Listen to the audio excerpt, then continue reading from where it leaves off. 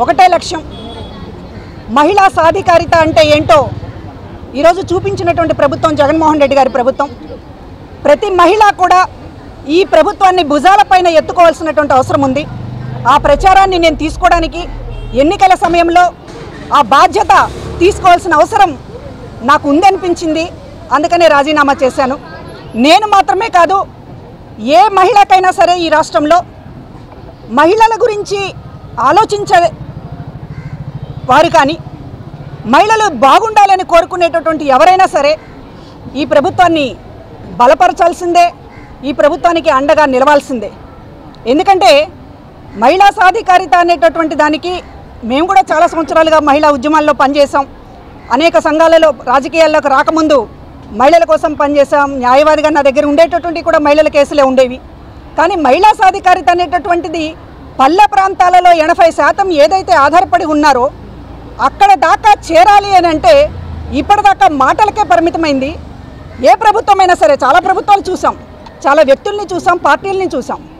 కానీ సాధికారిత అనేటటువంటిది ఒక ఇంటికి చేరినటువంటిది. ఇవాళ కుటుంబంలో కేంద్రం స్త్రీ అనేటటువంటిది చాటి చెప్పినటువంటిది జగన్మోహన్ రెడ్డి గారి ప్రభుత్వం. స్త్రీ చుట్టూ తిరుగుతోంది ఇవాళ ప్రభుత్వం. స్త్రీ చుట్టూ పథకాలు తిరుగుతూ ఉన్నాయి, స్త్రీ చుట్టూ సమాజం తిరుగుతూ ఉంది. మహిళ ఇవాళ అన్నిటికీ కేంద్రం అనేటటువంటిది చాటి చెప్తూ ఉన్నప్పుడు ఈ ప్రభుత్వాన్ని కాపాడుకోవాల్సినటువంటి బాధ్యత ప్రతి మహిళ పైన ఉంది అనేటటువంటిది ఈరోజు నేను మహిళా ఉద్యోగుల సమక్షంలో ఒక సందేశాన్ని ఇవ్వడానికే ఇక్కడికి వచ్చానని మీడియా వారికి తెలియజేసుకుంటున్నాను.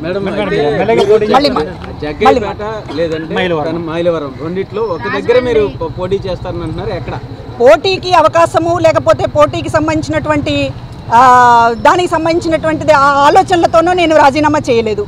పోటీకి సంబంధించినటువంటి అర్హత కానివ్వండి, లేకపోతే దానికి సంబంధించినటువంటి ఆలోచన కానివ్వండి, ఈ పార్టీలో చాలామందికి ఉండుండొచ్చు.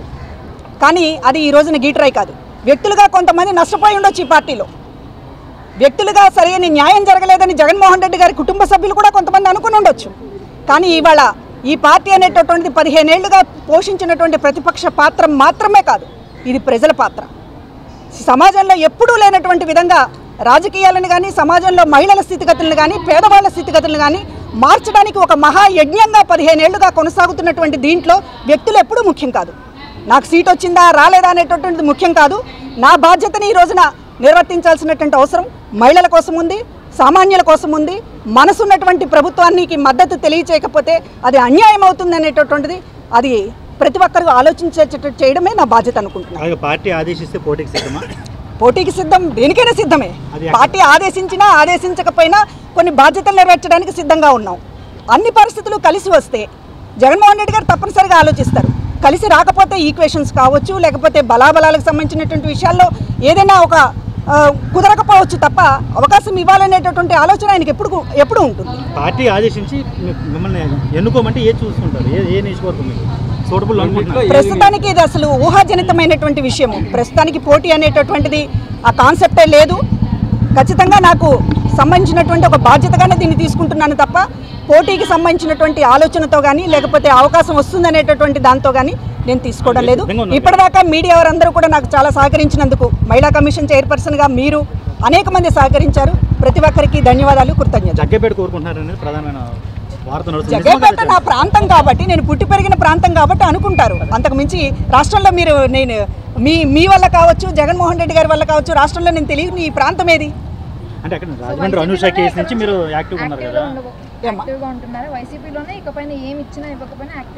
ఖచ్చితంగా అది మహిళలకు సంబంధించినటువంటి ప్రభుత్వం. మహిళలకు సంబంధించినటువంటి ఈ ప్రభుత్వాన్ని భుజం మీద మోయాల్సినటువంటి అవసరం ప్రతి మహిళకి ఉంది. అందులో నేను ముందుంటున్నాను. నేను ఈరోజు సిద్ధంగా ఉన్నాను.